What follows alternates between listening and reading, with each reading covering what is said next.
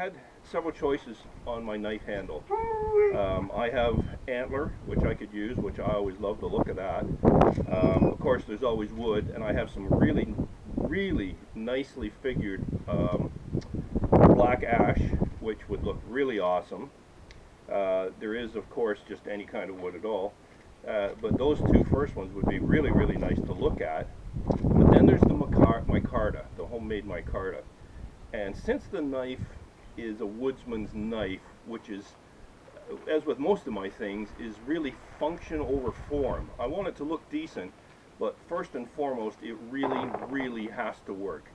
So I'm going to go with this handle, which is also a very nice looking handle, but it's probably the most durable of the bunch. Probably the most work as well, but nevertheless, let's go ahead and make some micarta.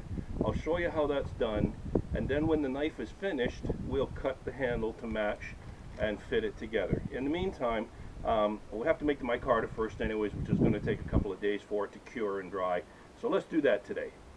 Now this is an old frame that I've made and used several times. Just as you can see, there's nothing fancy about it. It's a piece of plywood with narrower pieces of plywood. You can make it whatever depth you want, but you want the scales of your handle to be probably 3/8 of an inch thick when they're rough, so that you can form them down and contour them and so on, because you're going to have the 3/8, or this is actually probably closer to 1/2 inch thickness of the scale, then another one on the other side which is 1 inch plus whatever the thickness of the knife is, which in my case will probably be somewhere around 3/16. It won't be exact because I am forging it. Now this is getting old, so doesn't really matter this, I just don't want any real bumps in the bottom. But as you can see, this is just a rough old piece, and it's been around. So I've made it approximately 12 inches long. I like to make it oversized because if there's a bubble or something at the end where it's gone a little wonky, you'll have room to trim it down. So I want two, because I got 2X sized hands, so I want two good sized handles with enough room to trim a little bit. So I've made that 12 inches long and probably pretty close to 2 inches wide. Again, there's no measurements here because it's going to get cut to size anyways. I like to make it a little bit oversized again, just so that I can trim it. So wax paper, nothing tricky there. We want the wax paper to go down in here and up on the ends. It is strictly a release agent, nothing more. In fact, I think what I need to do here, because I noticed there's a little bit of a gap, I'm going to put some of this on the two ends just to be sure that it doesn't ooze up too much over the top. I mean, it's going to ooze, you know, it's just, you know, you're working with gooey stuff. The beauty of this is that, you know, if it messes up and it gets out all over my frame, and I eventually have to throw the frame away because I had to break it apart to get the last handle out, kind of a deal, you know, I'm not exactly out a lot of money here.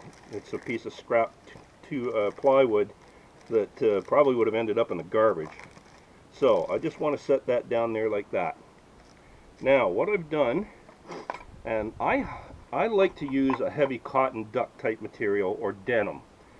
You can use a lot of different materials. I don't suggest using something like fleece because it just doesn't have the strength, and you want something that's going to really be strong. So what I've done here is I've pre-cut blue jeans. So these are parts of a pocket. Now this particular pair of jeans was a bit unusual. It's a nice brown color, and it had a double seam just for decoration or whatever. So if I thought I put one of those on each end, that would give it sort of a double end look, just purely aesthetics, but what the heck. This is just folded over. It's a piece of 12-ounce canvas, and this is the canvas that I bought and stitched up and made my backpack out of, my rucksack. So you're basically going to put the canvas down in there, and I've cut them so that they just nicely fill that space. You can see that nicely fills that space right there. Now I put this is a double size, I put this on the bottom because this is the surface here that will go against the handle of the blade of the knife. and then as you build it up, the part you build up will be the outside against your hand, and this lower part will be the inside against the actual blade of the knife. So I wanted one solid piece, which you normally don't have to do, but I wanted that just as a binder to hold it into one piece, because if I put a whole lot of little pieces in first, then you have potential weaknesses in between each of these joints. These are more pieces of that same pair of brown denim pants. I guess I can't call them blue jeans. So I'm going to, now you can do any sequence of colors that you want. Jeans, denim, now it comes in the kind of a caramely color that the duck pants come in. You can get jeans that are brown, green, blue obviously, as we all know, black jeans. So by putting in, say, 1 or 2 or 3 or a whole bunch of layers, what happens is I like to mix them up. And the reason is that as you grind the contour into the handle of your knife, you're going to cut through, say, 2 or 3 layers of this, and you'll hit this other color, whatever it might be. Then you'll grind as you're contouring over. You might cut through that and go back into a lighter color or any other color that you have, maybe black, maybe just black. Whatever you want, as you make those contours, you're going to get almost a grain. It's going to look just like the grain of wood. So what I'm going to do here, this is polyester resin. This is a little bit clearer than fiberglass resin, which we know has a bit of an amber tint to it. This does too, not quite as much. So it will darken and slightly change the tone of some of this stuff, all of it probably. There is a clear resin available, but they don't sell it around. They don't sell anything around here. In fact, I have to go 30 miles just to get anything, even gas. So I'm going to use this, and it's basically just fiberglass resin. This is polyester resin. Does a great job. It's a little bit lighter. If you want whatever colors you're using in your handle to remain as true as possible, you'll have to go the extra effort and see about getting yourself some of the clear polyester resin. So I'm just going to mix this up. In fact, I'm going to shut the camera off because you don't really need to see me doing all that. What I'm going to do, I'm just going to pour some of that in here. I'm going to put the proper number of drops of hardener in there, give it a little stir. Then I'm going to start saturating this material, and I'm going to saturate it, put a couple layers on, saturate it, so on and so forth. It doesn't have to be dripping and drooling all over the place, but you do want it thoroughly soaked in. So I'm just going to take a moment, get this mixed up. So I'm going to take the first little bit and just pour it in, because that's got to soak right through that one. And then we're going to spread that all around. Let it soak through, make sure that it saturates right through there really well. Make sure that it goes right through to the bottom layer. We definitely want the bottom layer done because that's where it's going to go to the blade, and we want that strong. Alright, so then we just start layering them in.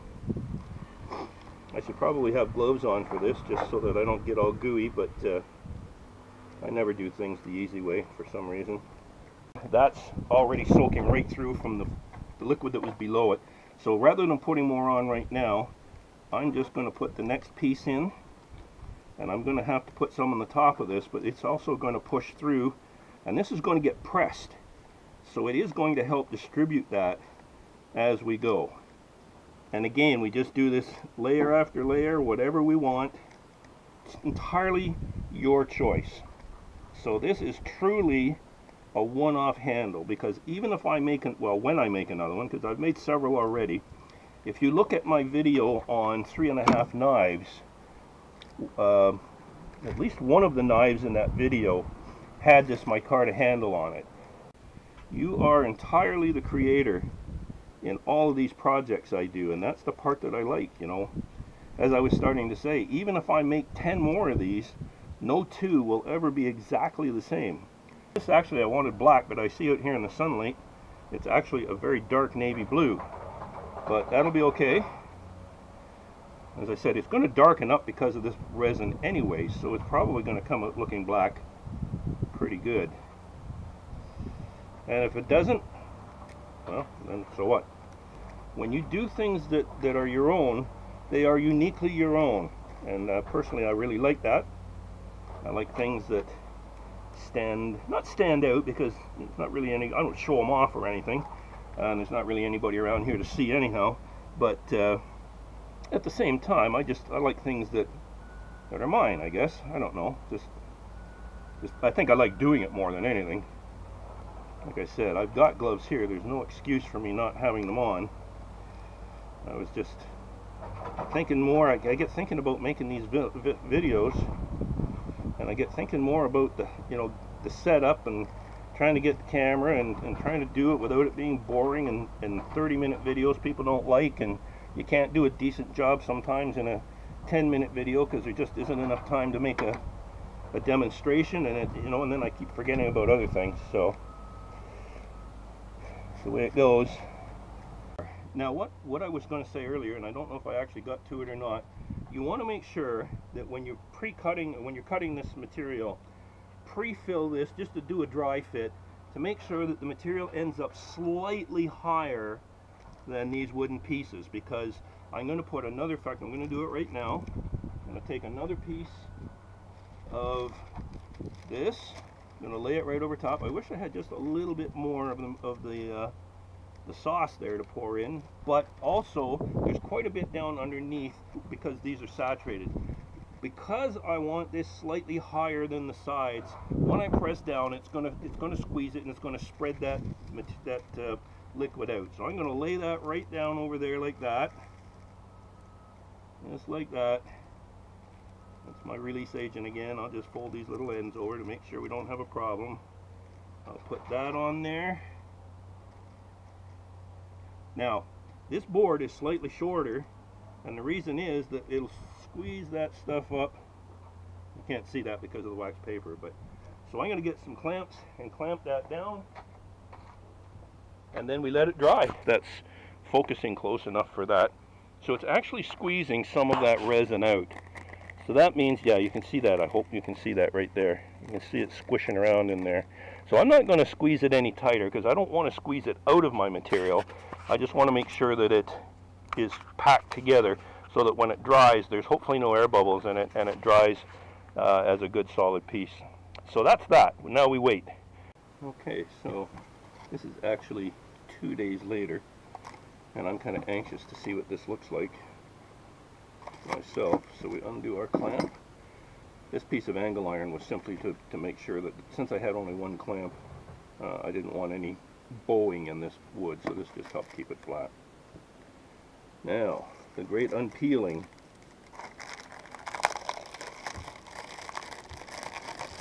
There we go.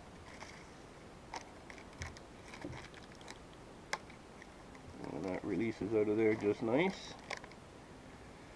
Set that there. So what we have now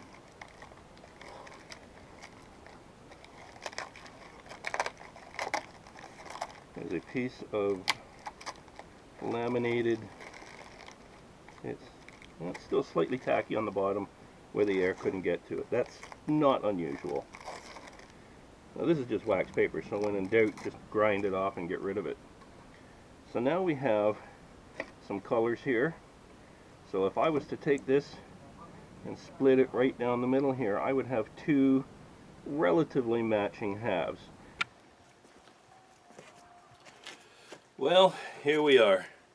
We've got a piece of my Carta. It turned out really good. It's very solid. It's about a ½ an inch thick. So once it's cut in half, you'll have half on each side of the knife handle or the knife blade section, and that gives you a lot of material, and it's almost 2 inches wide, so you've got lots of material to, to grip and to shape it, mostly because it's certainly the knife blade won't be that wide after I'm finished with it. Maybe 2/3 of that, maybe. So the question is, and I've used these pieces several times in the past, they're very strong, they're very stable, and durable. They're pretty tough to break them because they're mostly just locked together with a lot of good resin. The other alternatives, it is another alternative to some of the more regular ones, which the antlers, which I've used frequently, and I like these antlers very much. They're well, they're just pretty cool to use. So I've got a couple of these antlers that I use, and one other alternative, and I just happen to have some very, very grained black ash. I'll pour a little water on it here because it helps you see just how the grain looks on it. It's been drying. There we go. Maybe I'll zoom that in a bit for you. Now that's been drying in the house for months.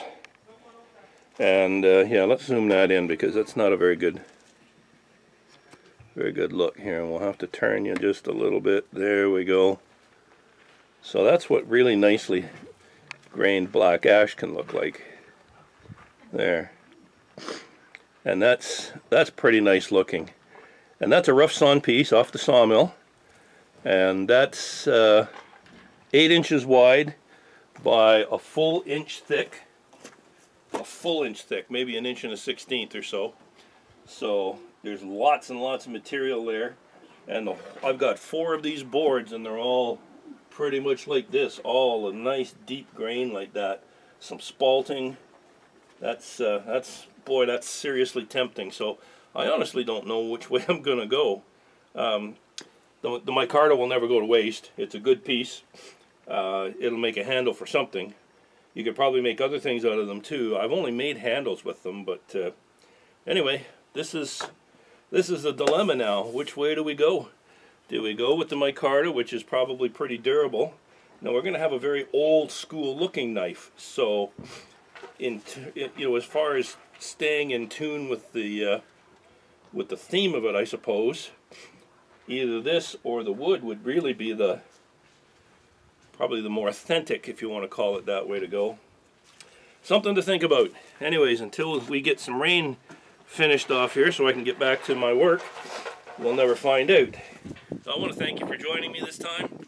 The suspense continues. And as soon as we get some dry weather, I'll fire up the forge again and get this thing finished off so we can see what it really looks like. Everybody have a great week.